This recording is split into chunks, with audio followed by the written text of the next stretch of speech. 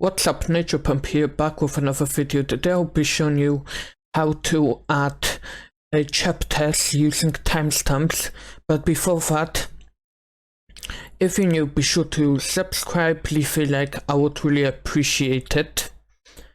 And to start off with, I will show you what chapters look like on YouTube videos. So basically, you see on some videos you can just choose which parts you might want to skip and get to the important parts, which make it easier for people to get straight into the content they want to see instead of watching all the way through. And it's actually pretty easy to add.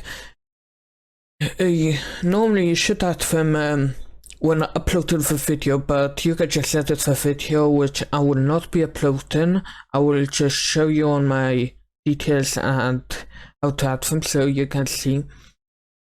When you upload video, you will be able to add a description, and then just at the time which you want timestamps, it always has to start with 000, and then add more different times to signify the start of a new chapter, and next to it write the name of the chapter, so that you could tell what the chapter is about.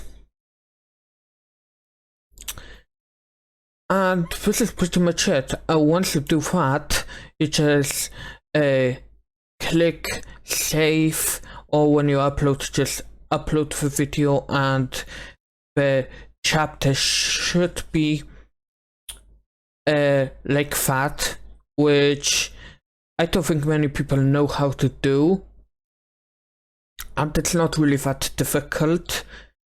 It's really worth putting in, because some people just don't want to listen to your intro or outro, they just want to get straight into the things they want to know about.